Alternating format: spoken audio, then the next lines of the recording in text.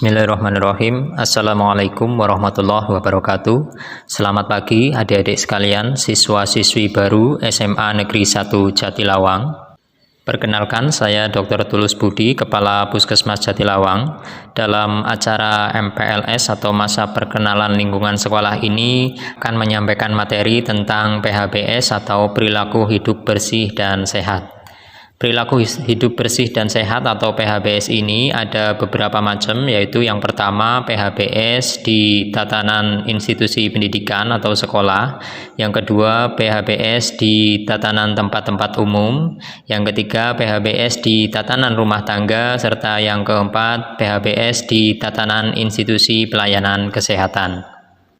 Nah, pada kesempatan ini yang akan kita bahas adalah PHBS di tatanan institusi pendidikan atau sekolah. Yang pertama, apa sih pengertian dari perilaku hidup bersih dan sehat atau PHBS itu? PHBS adalah kebiasaan atau perilaku positif yang dilakukan oleh setiap siswa, guru, penjaga sekolah, petugas kantin atau warung sekolah, orang tua siswa, dan lain-lain yang dengan kesadarannya untuk mencegah penyakit, meningkatkan kesehatannya, serta aktif dalam menjaga lingkungan sehat di sekolah secara mandiri. Jadi, PHBS di lingkungan sekolah bukan hanya kewajiban siswa atau pelajar saja, tetapi semua warga sekolah, termasuk guru, penjaga sekolah, petugas kantin, warung sekolah, bahkan orang tua siswa yang berada di sekolah wajib untuk menerapkan PHBS.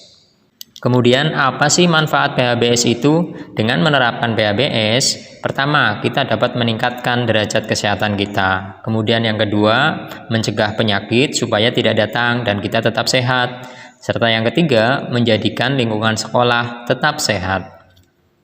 Kemudian, apa saja sih yang termasuk kegiatan atau kebiasaan PHBS di sekolah? Ada 15 indikator PHBS di sekolah. Apa sih yang ke-15 indikator PHBS di sekolah itu? Kita simak satu persatu ya. Yang pertama, menggunakan air bersih. Jadi, sekolah wajib menyediakan air bersih. Manfaat menggunakan air bersih, diantaranya yang pertama adalah terhindar dari gangguan penyakit seperti diare, kolera, disentri, tipes, cacingan, penyakit mata, penyakit kulit, atau keracunan. Kemudian yang kedua, setiap anggota sekolah terpelihara kebersihan dirinya. Kemudian, apa sih syarat air bersih itu? Syarat air bersih meliputi persyaratan fisik, yaitu jernih atau tidak berwarna, tidak berbau, dan tidak berasa. Kemudian persyaratan kimiawi, yaitu pH-nya netral, tidak mengandung bahan kimia beracun atau logam berat, serta persyaratan mikrobiologis, yaitu tidak mengandung bakteri patogen.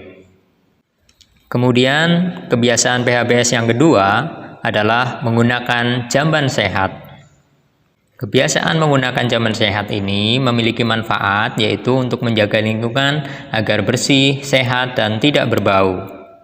Syarat jamban sehat adalah yang pertama tidak berbau, kemudian yang kedua kotoran tidak dapat dijamah oleh serangga dan tikus, yang ketiga tidak mencemari tanah dan di sekitarnya, yang keempat mudah dibersihkan dan aman digunakan, yang kelima dilengkapi dinding dan atap pelindung, yang keenam penerangan dan ventilasi yang cukup, yang ketujuh lantai kedap air dan luas ruangan memadai, serta yang kedelapan tersedia air, sabun, dan alat pembersih.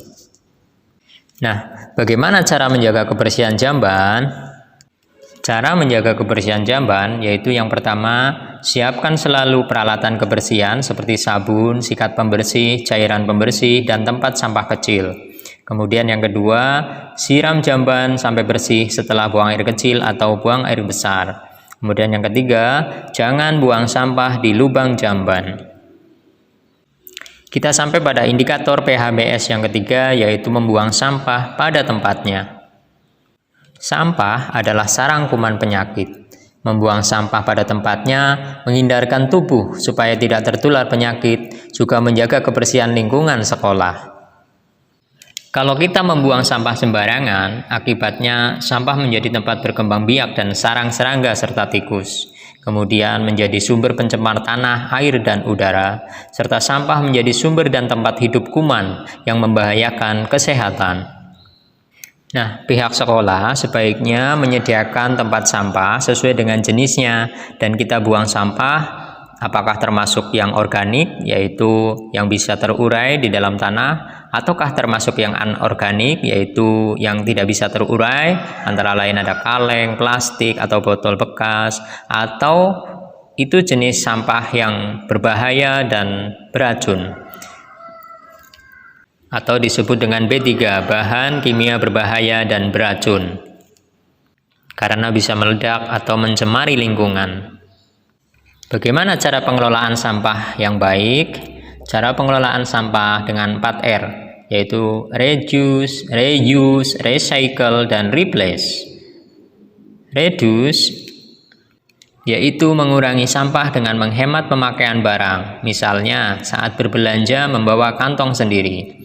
Kemudian reuse, misalnya memanfaatkan balik kertas yang masih kosong, memanfaatkan kertas bekas untuk amplop. Recycle, misalnya mengolah bungkus bekas menjadi aneka kerajinan. Serta replace, yaitu mengganti barang yang kita gunakan dengan barang yang ramah lingkungan, misalnya menggunakan kantong plastik yang biodegradable. Kita sampai pada indikator PHBS yang keempat, yaitu cuci tangan pakai sabun, atau biasa disingkat dengan CTPS. Pengertiannya yaitu cuci tangan yang dilakukan dengan air bersih yang mengalir dan dengan menggunakan sabun. Manfaatnya membunuh kuman penyebab penyakit, antara lain penyakit diare, cacingan, tipes, kolera, disentri, dan lain-lain. Kita simak 6 langkah cuci tangan pakai sabun. Cuci tangan pakai sabun dengan air mengalir. Yang pertama, basahi tangan dan gosok sabun pada telapak tangan. Kemudian, usap dan gosok kedua telapak tangan dengan arah memutar. Yang kedua, usap dan gosok kedua punggung tangan secara bergantian. Yang ketiga, gosok sela-sela jari tangan hingga bersih. Yang keempat, bersihkan ujung jari secara bergantian dengan posisi saling mengunci. Yang kelima, gosok dan putar ibu jari secara bergantian. Dan yang keenam, letakkan ujung jari ke telapak tangan, kemudian gosok secara perlahan. Bilas dengan air bersih dan keringkan. 5 momen penting cuci tangan pakai sabun, yaitu yang pertama sebelum makan, yang ketiga setelah buang air kecil atau buang air besar, yang ketiga sebelum mengolah makanan, yang keempat sebelum memegang bayi, serta yang kelima setelah beraktivitas. Kita sampai pada indikator PHBS yang kelima, yaitu mengkonsumsi jajanan sehat. Manfaat jajanan sehat dapat meningkatkan kesehatan dan kecerdasan. Bagaimana tips memilih jajanan yang sehat? Jajanan yang sehat harus bersih, aman, dan bergizi. Makanlah jajanan yang mengandung protein sebagai sumber kecerdasan, kekebalan, dan pertumbuhan, mengandung karbohidrat sebagai sumber energi, kekuatan, dan tenaga, mengandung lemak sebagai sumber kecerdasan dan kekebalan, serta mengandung vitamin dan mineral sebagai sumber kesehatan, kebugaran, dan kekebalan. Jangan makan jajanan yang pertama kotor, tidak tertutup, karena mengakibatkan sakit perut, demam, diare, muntaber, tipes, kolera, disentri, dan lain-lain. Yang kedua, kental, awet, menyolok, mengakibatkan kerusakan hati, paru, otak, usus, lambung, darah, ginjal, dan lain-lain. Serta jajanan yang dengan warna indah menyolok, karena dia akan mengakibatkan kerusakan di hati, paru, otak, usus, lambung, ginjal, dan lain-lain. Serta jajanan yang terlalu gurih dan terlalu manis, karena berisiko terkena penyakit tidak menular. Di antaranya penyakit jantung, penyakit gula atau kencing manis, kolesterol, dan penyakit tidak menular lainnya. Jangan makan jajanan yang mengandung pertama, pewarna beracun, karena pewarnanya hanya untuk pewarna industri plastik, kain, dan kertas. Kemudian yang kedua mengandung formalin, karena formalin harusnya untuk pengawet mayat, antiseptik, dan kulit. Yang ketiga, jajanan yang mengandung boraks, karena fungsi boraks sebenarnya adalah untuk pengawet, lem kayu lapis, dan deterjen. Serta jajanan yang mengandung penyedap rasa, jika dimakan setiap hari menyebabkan lambatnya pertumbuhan penyedap rasa yang membuat daya tahan tubuh lemah. Penyedap rasa juga membuat daya tahan tubuh lemah. Kita sampai pada indikator PHBS yang keenam, yaitu olahraga secara teratur. Beberapa manfaat berolahraga diantaranya berat badannya terkendali, bentuk tubuhnya lebih ideal dan proporsional, lebih percaya diri, lebih bertenaga dan bugar, serta daya tahan tubuh terhadap penyakit lebih baik. Nah, cara olahraga yang benar, yang pertama, pakai pakaian olahraga yang menyerap keringat. Kemudian pakai sepatu olahraga yang sesuai ukuran kaki. Yang ketiga, lakukan pemanasan sebelum berolahraga, serta pilih olahraga yang sesuai dengan arahan guru. Indikator yang ketujuh PHBS di sekolah adalah melaksanakan pemberantasan sarang nyamuk atau PSN. Yang dimaksud pemberantasan sarang nyamuk adalah memberantas jentik di sekolah, yaitu kegiatan memeriksa dan membersihkan tempat-tempat penampungan air bersih yang ada di sekolah agar terbebas dari jentik nyamuk. Manfaatnya agar siswa terhindar dari berbagai penyakit yang ditularkan oleh nyamuk seperti demam berdarah dengue, malaria, dan kaki gajah. Cara melakukan PSN adalah dengan 3M+, yaitu menguras dan menyikat tempat-tempat penampungan air. Yang kedua, menutup tempat-tempat penampungan air. Yang ketiga, memanfaatkan atau mendaur ulang barang bekas. Atau kemudian plusnya adalah menaburkan bubuk abate di tempat-tempat penampungan air. Plus cara yang lain diantaranya memelihara ikan pemakan jentik di sekolah, menaburkan bubuk pembunuh jentik nyamuk di tempat penampungan air 3 bulan sekali, serta menanam tumbuhan pengusir nyamuk seperti Soria, lavender, dan rosemary. Indikator PHBS yang ke-8 adalah tidak merokok. Dalam satu batang rokok mengandung lebih dari 4.000 bahan kimia, 400 zat berbahaya, serta lebih dari 43 senyawa penyebab kanker.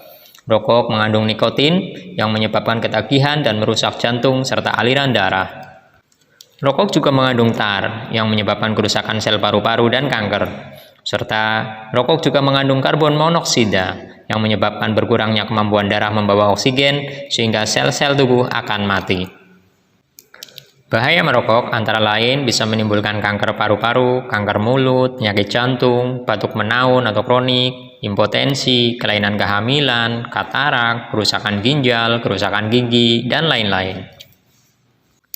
Masalah yang muncul bagi pelajar yang merokok diantaranya mengganggu prestasi belajar di sekolah, perkembangan paru-paru terganggu, lebih sulit sembuh saat sakit karena rokok mempengaruhi sistem imun di dalam tubuh, kecanduan, saat memutuskan berhenti merokok maka gejala penarikan seperti depresi, insomnia, mudah marah, dan masalah mentalnya dapat berdampak negatif pada kinerja di sekolah dan perilakunya.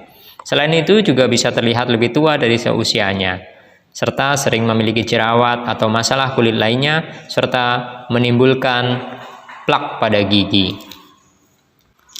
Lalu bagaimana dengan rokok elektrik? Ternyata rokok elektrik juga berbahaya adik-adik, karena rokok elektrik itu mengandung propilen glikol, nikotin, perisadiesetil, serta zat karsinogenik. Propilen glikol bisa mengiritasi paru-paru, mata, gangguan saluran pernafasan seperti asma, sesak nafas, dan obstruksi paru.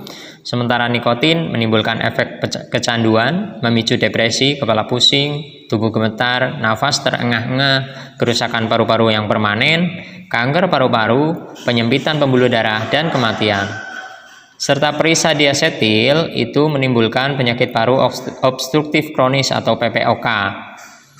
Dan zat karsinogenik yaitu zat sebagai penyebab kanker, antara lain adalah tobacco spesifik nirosamin, otoludin, acrolein, nampilamin, formaldehid, dan dietil glikol. Bagaimana supaya kita terhindar dari merokok? Yang pertama, jangan pernah mencoba untuk merokok. Kemudian jangan mau terbujuk oleh rayuan untuk merokok. Berani bilang tidak kalau ada yang menawari kita merokok. Katakan tidak mau kalau ada yang ngajak merokok. Tegur kalau ada yang merokok di sekolah. Katakan tidak boleh kepada penjual rokok di sekitar sekolah. Serta pilih dan bergaulah dengan teman yang tidak merokok. Kita sampai pada indikator PHBS yang ke-9, yaitu menimbang berat badan dan mengukur tinggi badan. Menimbang berat badan dan mengukur tinggi badan dilakukan secara teratur setiap 6 bulan sekali. Manfaatnya yaitu mengetahui pertumbuhan dan perkembangan, serta mengetahui status gizi. Hasil penimbangan berat badan dan pengukuran tinggi badan akan dicatat di Kartu Menuju Sehat atau KMS. Indikator PHBS yang ke-10 yaitu memotong dan membersihkan kuku. Mengapa harus rutin memotong kuku?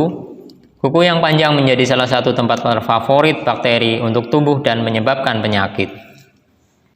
Sehingga harus dipotong secara rutin sebelum kuman penyakit bersarang di bawahnya. Indikator PHBS yang ke-11 adalah menggosok gigi secara teratur. Setiap siswa dianjurkan menggosok gigi minimal 2 kali sehari, yaitu setelah sarapan pagi dan sebelum tidur untuk mencegah gigi berlubang dan penyakit gigi lainnya. Cara menggosok gigi yang benar adalah bulu sikat diposisikan membentuk sudut 45 derajat terhadap gusi. Permukaan luar gigi disikat dengan tekanan yang lebih lembut dari ujung bawah gigi serta searah dan memutar. Permukaan bagian dalam gigi juga dibersihkan dengan cara yang sama. Tidak lupa permukaan samping dan oklusal gigi juga dibersihkan dengan gerakan dari arah belakang ke depan. Terakhir, bagian lidah disikat dari belakang ke arah depan. Indikator PHBS di sekolah yang ke-12 adalah memakai sepatu. Menggunakan sepatu dapat mencegah siswa agar tidak terluka akibat benda tajam yang mungkin berada di jalan, serta mencegah infeksi cacing tambang. Kemudian, indikator PHBS yang ke-13 adalah memanfaatkan ruang UKS di sekolah. Kegunaan ruang UKS di sekolah antara lain adalah untuk penyuluhan, P3K atau P3P, penjaringan kesehatan, pemeriksaan kesehatan berkala, dan lain-lain. P3K maksudnya adalah pertolongan pertama pada kecelakaan, sedangkan P3P adalah pertolongan pertama pada penyakit. Indikator yang ke-14 dilaksanakannya PHBS di sekolah adalah adanya kader kesehatan remaja atau KKR. Kader kesehatan remaja merupakan role model bagi teman-temannya di sekolah. Tugasnya antara lain adalah menolong dirinya sendiri dan orang lain untuk hidup sehat. Yang kedua, menjadi promotor atau penggerak dan motivator dalam upaya meningkatkan kesehatan diri sendiri, teman-teman, dan lingkungan sekitar. Dan yang ketiga, membantu teman, guru, keluarga, dan masyarakat dalam memecahkan permasalahan kesehatan, termasuk melakukan rujukan ke pelayanan kesehatan. Indikator yang ke-15 atau yang terakhir adalah dana sehat sekolah, yaitu ada penggalangan dana sehat untuk kegiatan UKS di sekolah secara mandiri. Sehingga UKS di sekolah berjalan dengan lancar dan sarana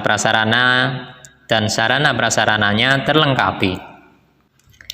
Yuk ber-PHBS, hidup sehat, dimulai dari diri saya. Demikian adik-adik materi PHBS yang dapat kami sampaikan, mudah-mudahan bermanfaat. Selamat siang. Wassalamualaikum warahmatullahi wabarakatuh.